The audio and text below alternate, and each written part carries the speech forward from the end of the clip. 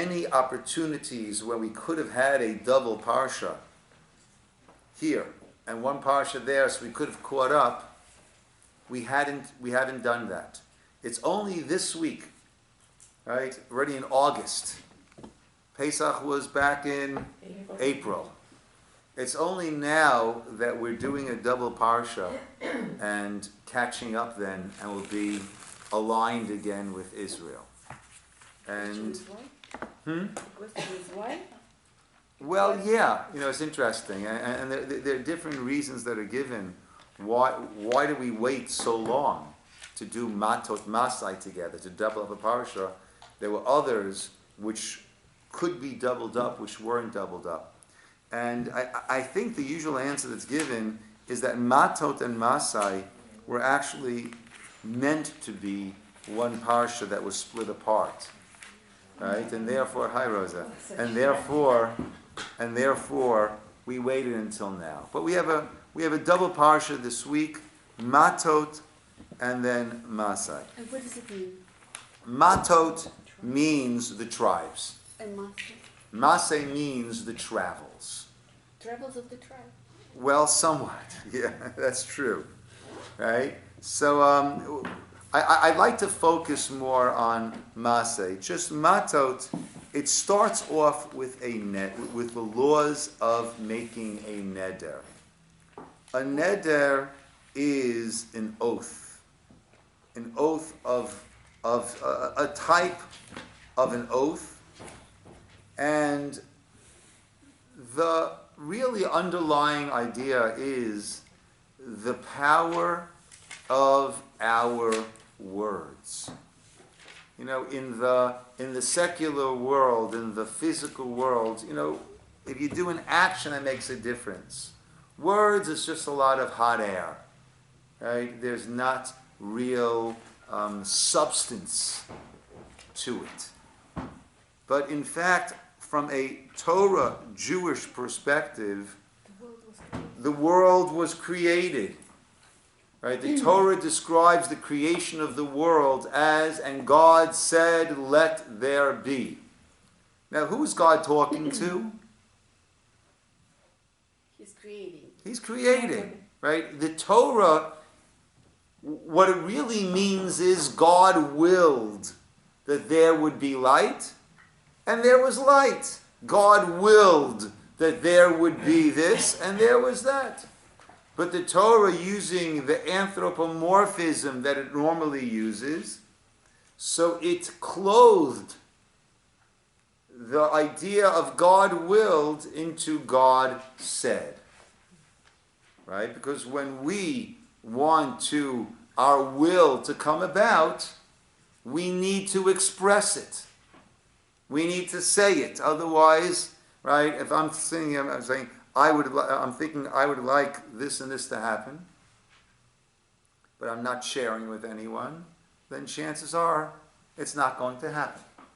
So the Torah clothed God's will using terms of God said, because that's how we transform our will into being. Thought, word, action. Right. But at the same time, the Torah, by doing this, is letting us know that words create. And the same way that words create, certainly words can destroy. Right? And I've said a number of times before, I think if we look back at our life at painful moments that were inflicted upon us. So I'm not talking about the death of someone close to us, but pain that others inflicted upon us, right?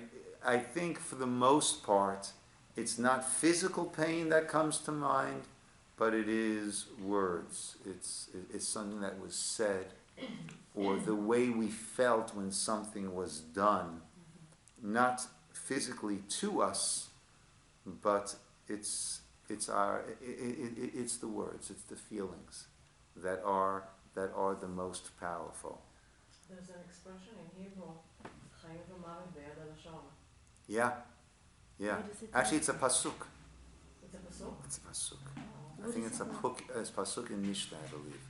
Chayim v'mavet biyad halashon. Life and death is in the hands of the tongue. That's Yeah. what Israelis are. Even if they're not religious, they're still quoting from Torah. It's like ingrained. Totally. Yeah. Yeah. This is And- Go ahead. that evil tongues are more terrible than guns. Yeah. Like злые языки страшнее пистолета. In the Russian poem it said. Mm-hmm. Yeah. Or Yeah. with web you bend the hearts of the people. Yeah, the Medrash gives a parable, gives a story that I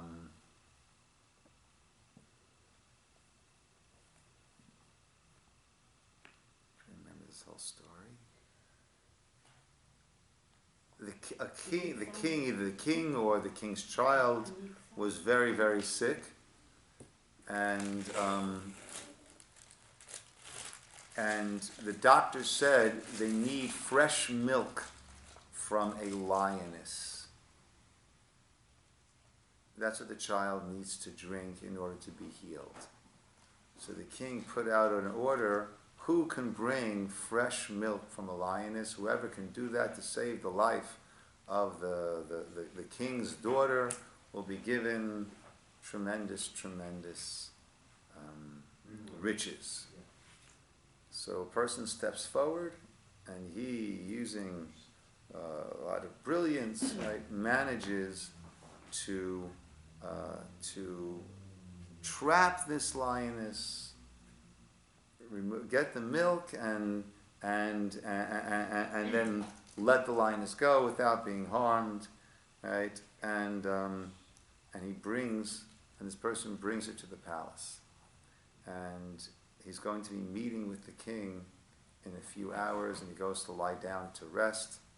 And as he's lying down to rest, the parts of his body, the Medrash tells us, mashal, a parable, all started to argue with one another, right? And the arms said, I'm the one who actually constructed that trap, right, and was able to extract the milk from the lioness. Right? I'm the most important. And the legs said, I'm the ones who went there. And the eyes said, no, I'm the one who saw exactly how to arrange it. And the ears said, no, I'm the one who listened so carefully so I knew exactly when. And each one is saying, I'm the most important, I'm the most important. And the tongue says, I'm the most important. And they laughed. They said, you? What did you do? And he doesn't say a thing. They go before the king, and the person goes there and says, Your Honor, I'm presenting to you now the fresh milk of a dog. The king starts to get furious. And all the parts of the body say to the tongue, what are you doing? You're crazy. And he said, I told you I'm the most important one, didn't I? And I said, now what are you going to do? Well, the king's steam starting to rise from the king's head. And he's about to say, and off with this person's head. And he said, Your Honor, let me explain. You are the king. The lions, they're considered to be the kings of the jungle. But before you, the true king, even a lion and a lioness are like dogs. Here is the fresh milk of a lioness who's like a dog before the grandeur of you, my king. And the king smiled and received it, and gave him much riches. And the rest of the part and the other parts of the body admitted to the tongue. And then they quote that pasuk, "Hachayim v'hamavet," life and death is biyad halashon. But in this parsha here, the start of Mattot, we have this incredible concept, right? A neder is that if I say this cup of water is prohibited to me like a korban, for example, like a sacrifice, this now becomes absolutely prohibited to me, a Torah level prohibition. Anyone else can come and take. It's perfectly fine. For me, if I were to then take and drink this, I need to bring a sacrifice. My words created a spiritual reality. And we have this throughout. Right? At a Jewish wedding, under the chuppah, the groom says, Hari Amekudesh li betabadzu kadat Moshe Yisroel. You are sanctified to me. With this ring, according to the laws of Moses in Israel, puts the ring on her finger. At this point, those words, and that there's a new entity now. They've created a new reality. She and he are now married with all of the responsibilities, with a complete change of status that goes along with that. Our words actually are the way that we enter into a different realm. Right? There's the physical world. Our words is what lifts us up into a completely different realm. We are referred to as a medaber. We are a speaker. Right? We have the inanimate, we have the animate, right? We have the plants, we have the animal, and we have the medaber, a talker, a speaker. And by creation, when it says that Hashem created Adam as a nefesh, living creature, the Onkelos explains it, Ruach mimalila. Mimalel is to speak in Aramaic. Someone who's able to speak. Speech is what puts us into a whole different level. But we can use speech to become very degraded and lowly, and speech is something that lifts us up. We dive into Hashem. When we're praying, it's not enough to eyeball the words. We need to say it. We need to express it. We need to, and that's how Mattot begins. But I do want to go to Masei and share with you a very, very interesting approach that I saw. Yes? One thing, since Hashem says, since we're created in Hashem's image, and even though it's anthropomorphizing, when Hashem says, let there be this in We creation. discussed, but as we started with, yeah. So, but that's maybe how we're in Hashem's image. That we have the ability, interesting. That's my point. Interesting. Is that speech being that kind of characteristic, that may be one of the ways we're in Hashem's image. Okay, that's a nice idea, John. Say it again. One of the ways that we're created in God's image is the power of our speech. Yeah. Let's go to page 918, Masei. This is the conclusion of the book of Bamidbar. Okay, Bamidbar is in the desert, in the wilderness. Devarim, what we start the week after, is referred to as Mishnah Torah. It is Moshe's speaking and going over much of what has happened and giving us direction, exhorting us in terms of moving forward. But Masei, the first part of it goes through the 42 travels that we did through the Midbar. Okay? So let's begin over there. Yafi b'chavod. אלה מסעי בני ישראל אשר יצאו בארץ מצרים לצבאותם ביד משה ואהרון. ויכתוב משה את מוצאיהם למסעיהם על פי השם, ואלה מסעיהם למוצאיהם. ויסעו מרמסס בחודש הראשון, ב15 יום לחודש הראשון, ממחרת הפסח יצאו בני ישראל ביד רמה לעיני כל מצרים.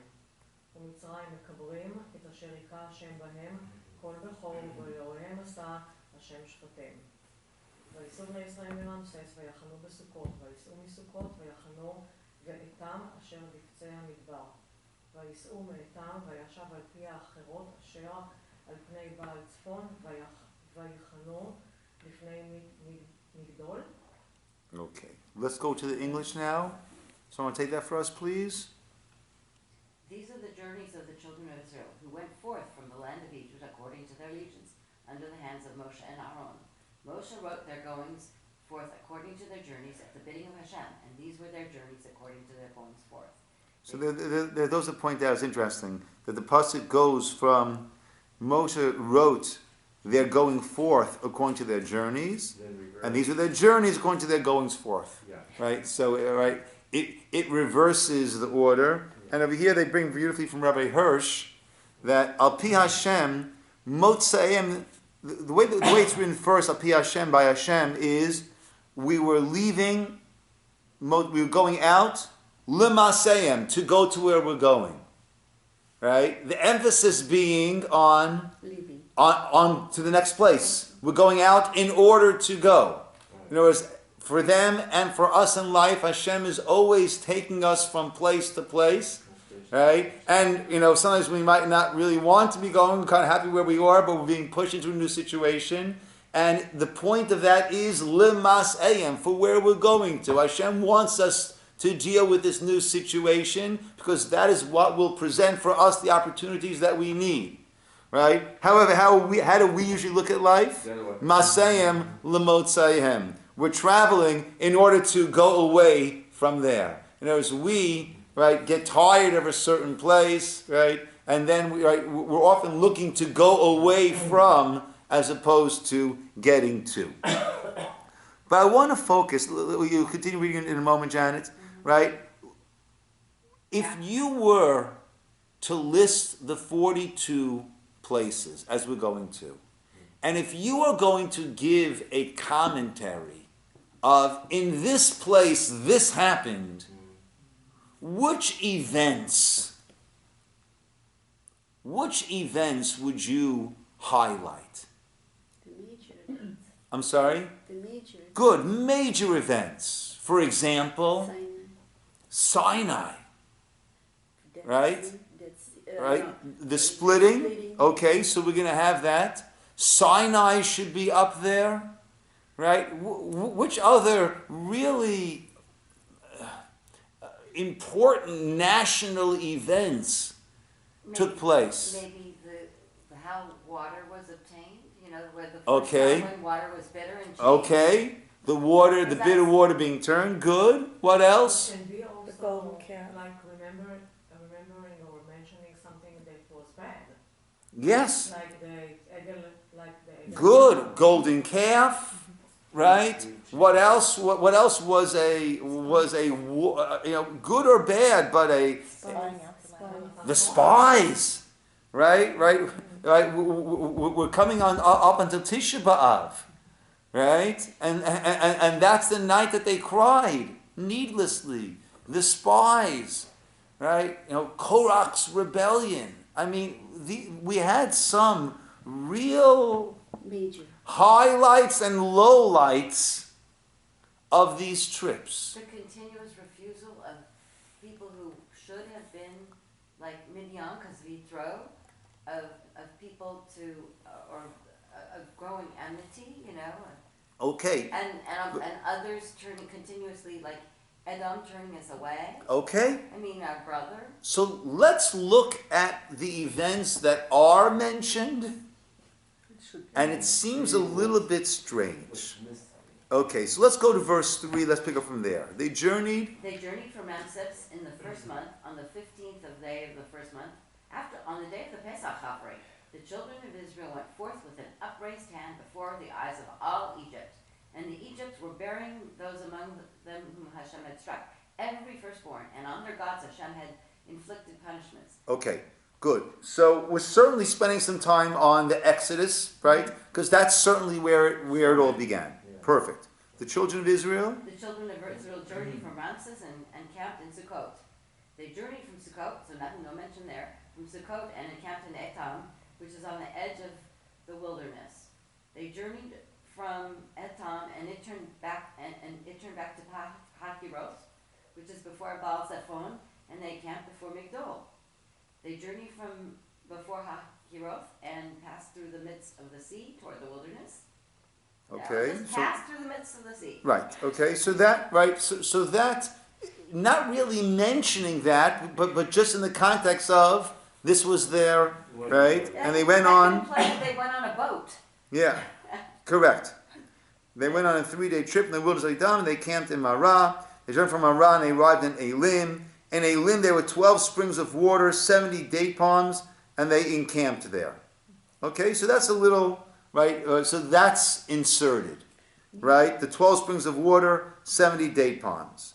They journeyed from Elam, encamped by the Sea of Reeds, wilderness of Sin, from the wilderness of Sin into Dovka to Alush. From Alush they went to Rephidim, and there was no water there for the people to drink.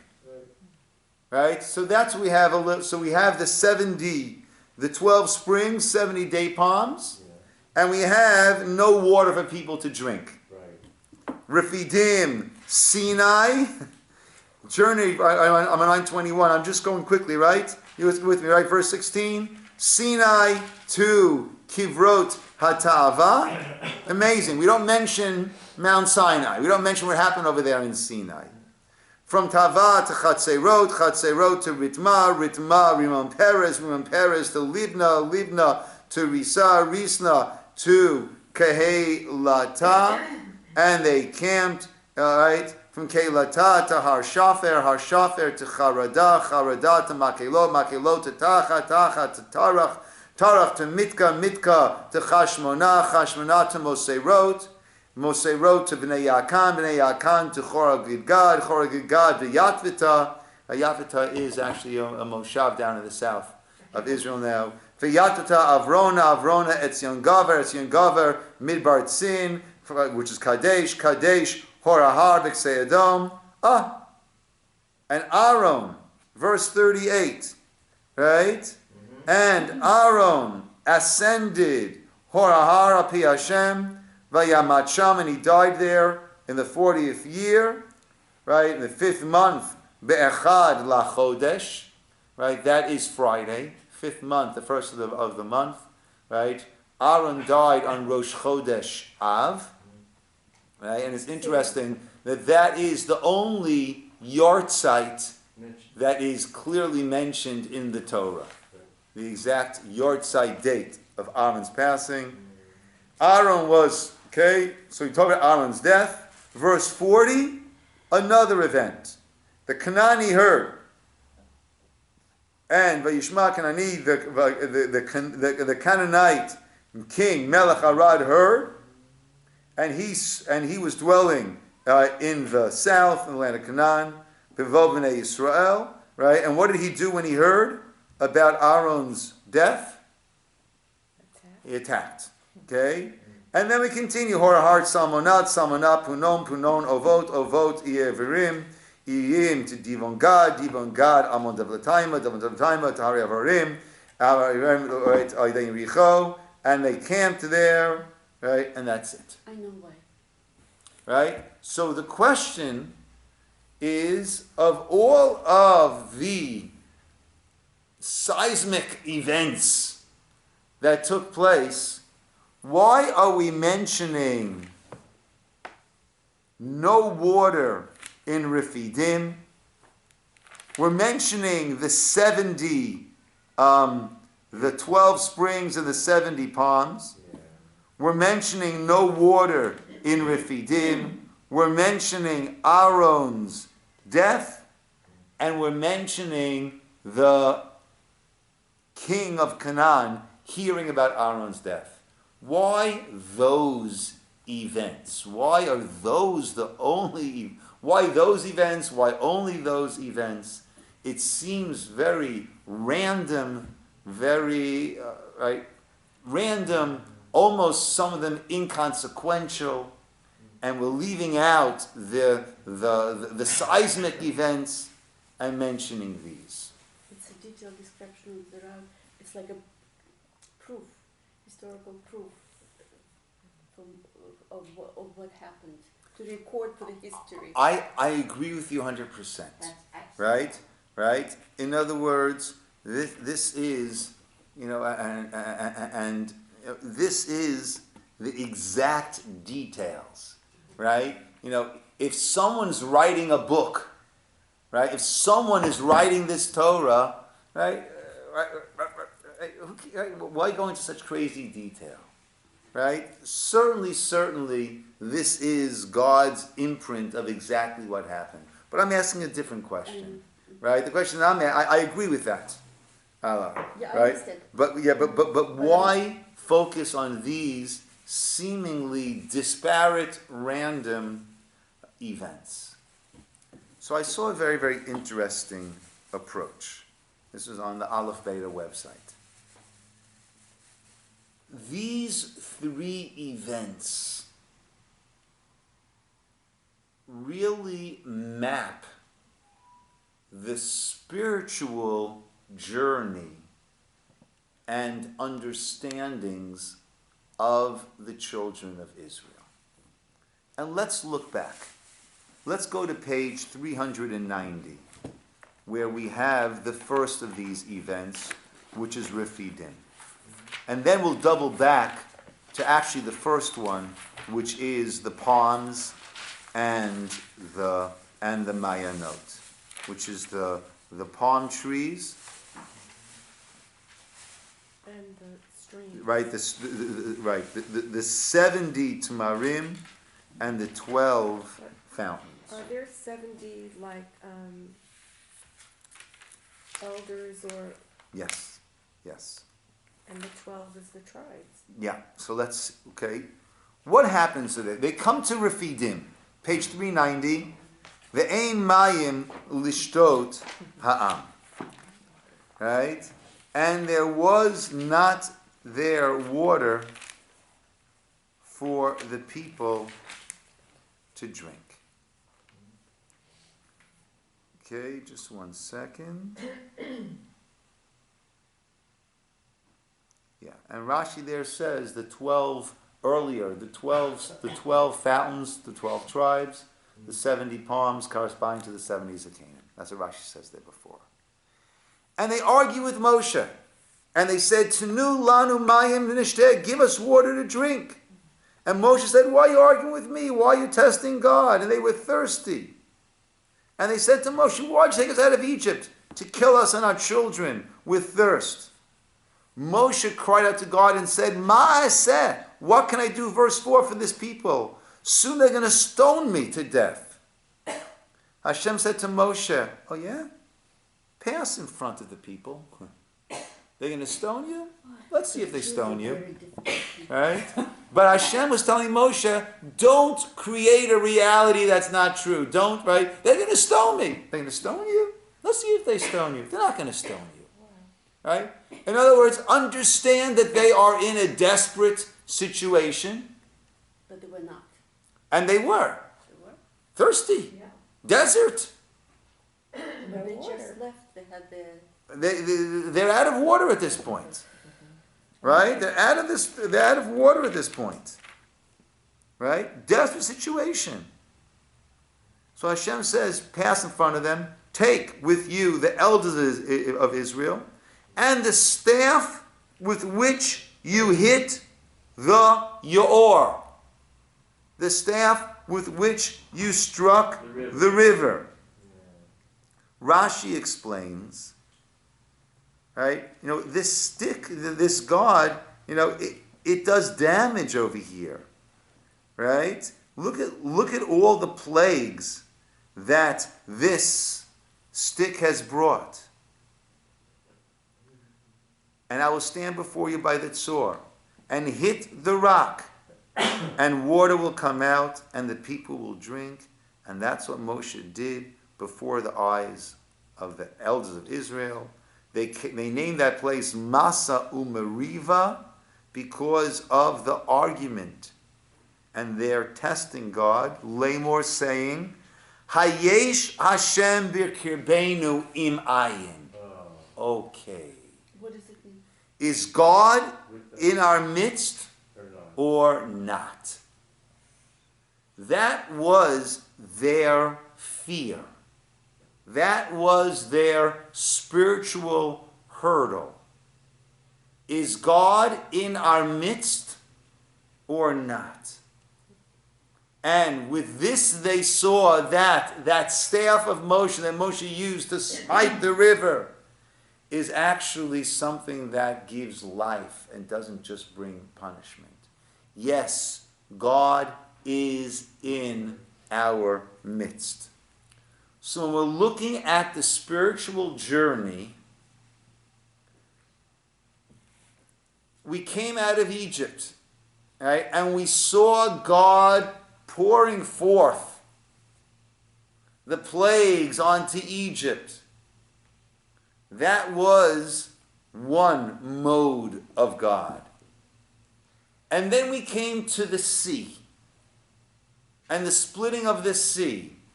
And that was a different mode of God. That was the punishment onto the Egyptians while saving the children of Israel. The plagues were hitting the Egyptians and the Jews not getting hit. Now, splitting the sea, it's God drowning the Egyptians and the Jews being saved.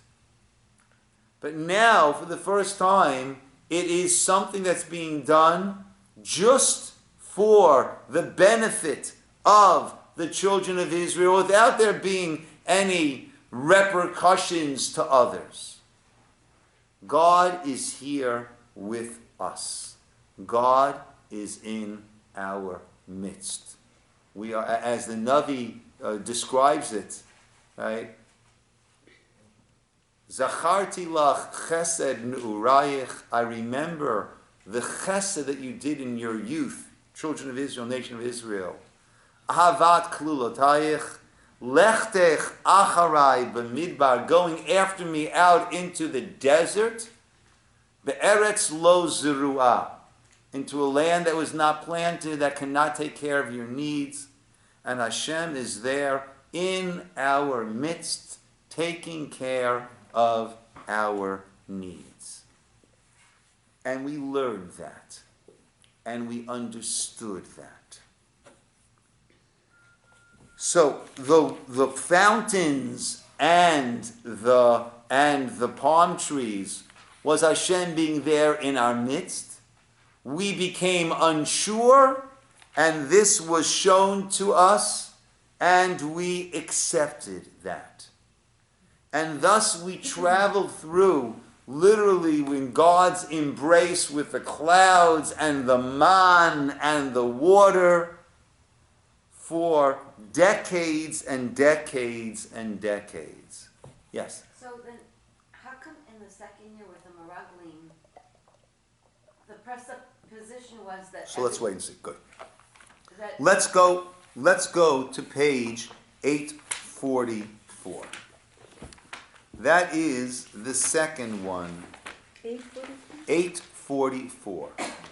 That is the second one that is mentioned. Well, actually, Aaron's death is on 846.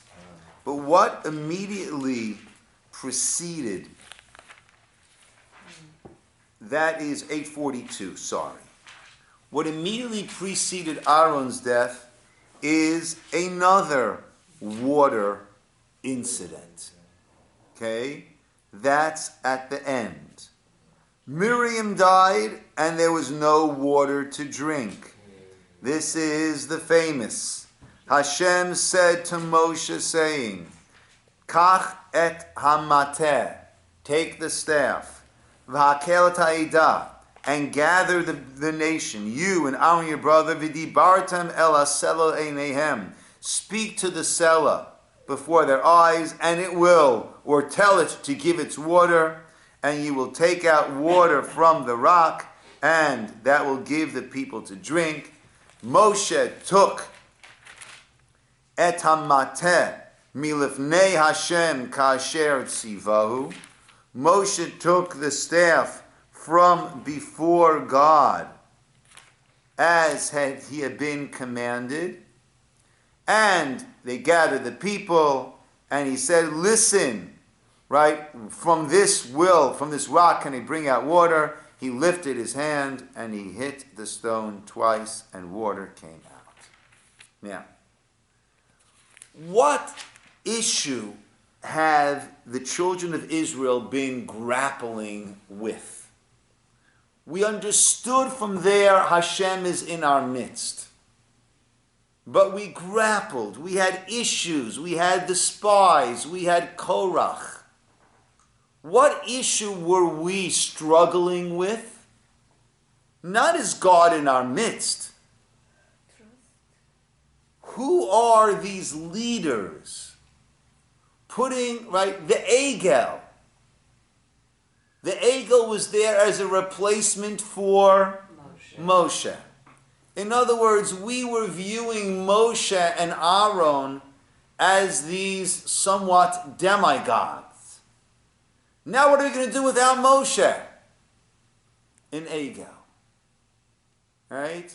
It was issues that we had with Moshe and Aaron. Korach's rebellion. What he was saying is true. We are all holy.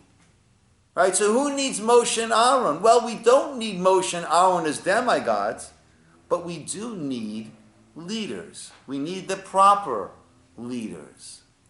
The spies, the Meraglim, what were they crying about?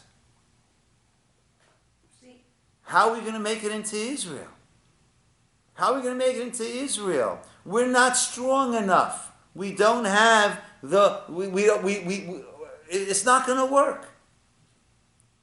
It was a lack of faith, of understanding of who the leaders are meant to be. It was a lacking in leadership. Fascinating over here. Just 1 second, Jan. Let me go first. Hashem said to Moshe, 8:42, Kach et ha-mateh, take the staff. Which staff are we talking about? Vayikach Moshe, 8:44, et ha-mateh milifnei Hashem. He took the mateh that was from before God. Which mateh are we talking about? Take a look in the English over here on the bottom, 844.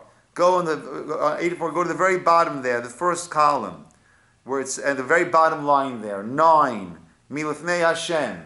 Go all the way down over here, everybody, down here, right? From before Hashem. What staff was before Hashem? He took the staff from its usual place in the Holy of Holies before the Holy Ark. Go back to page 830. What was the last mention of a mateh, of a staff that we had? This was after Korach. And everyone took a staff from their father's house, from the leaders. 831, we see that? 12 staffs. Each man's name shall you inscribe on his staff. And the name of Aaron, which shall inscribe on the staff of Levi. Right? And lay them in the tent of meeting. And it should be the man who I will choose, his staff will blossom.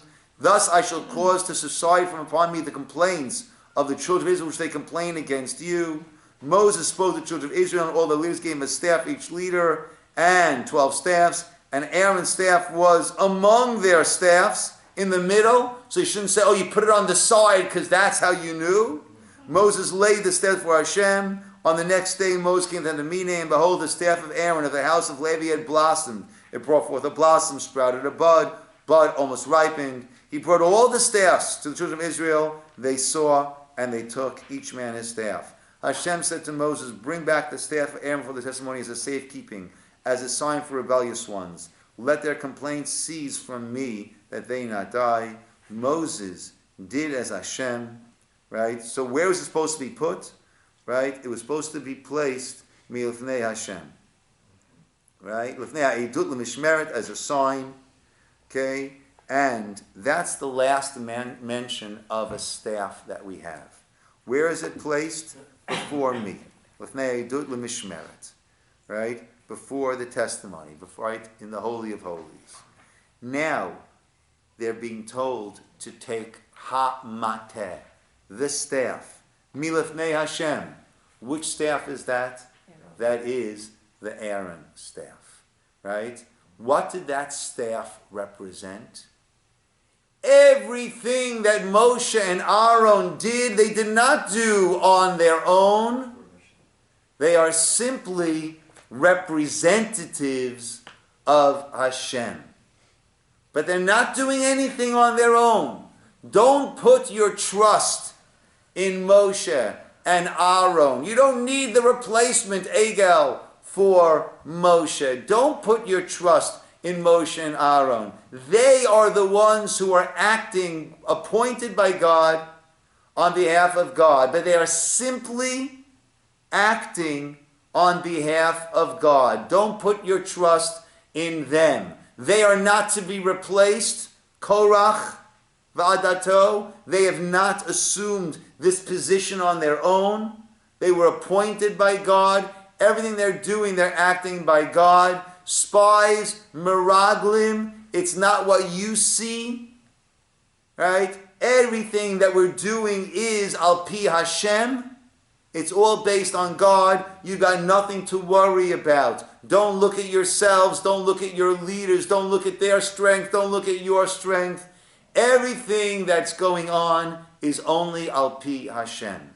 That is the struggle that we have been having in the Midbar, and the water was meant to show that. Using that staff that represents everything that we do is coming about by Hashem, and therefore just speak to the rock. And Hashem will cause the water to come out. But what happened? Vayarem Moshe et yado, vayachet hasela bimatehu. Ay, ay, ay, ay, ay. What does matehu mean? His staff. Wrong one. Not the Aaron staff. His staff.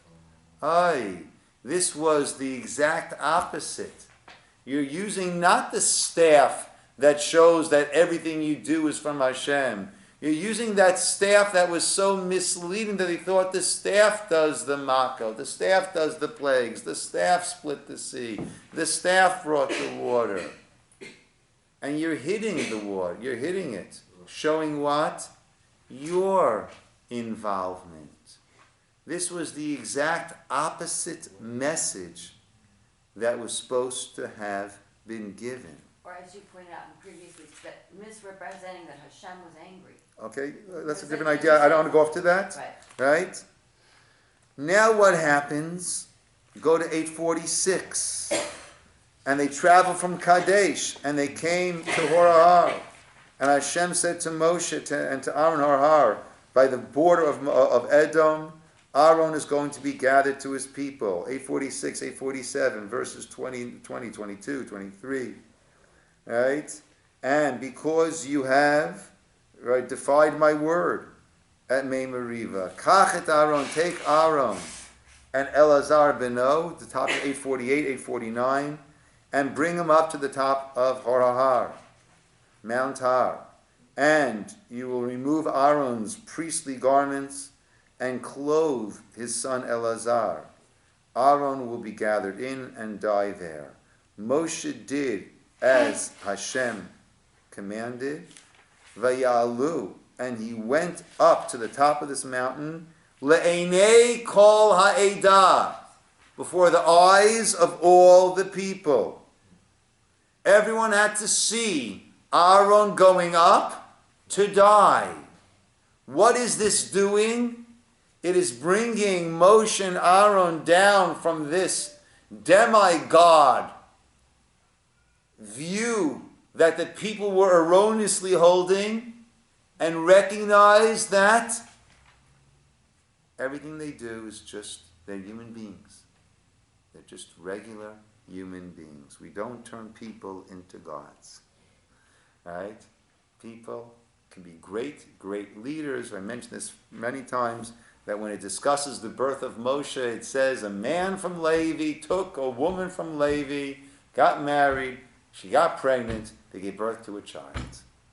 Right? Because the Torah knew that in the future we're going to have all of these immaculate conceptions, right? And it's hundreds of religions that have had this immaculate conception. No, Moses came from man, woman, conceived, pregnancy, labor, birth. That's how it works. Right? And such a person can become a Moses. Because if it's only through immaculate conception, then what chances do any of us have to become great? But that's not how it works. So we needed to know Aaron was going to die. And Moshe removed the garments, put them onto Aaron, Aaron's Eleazar, his son,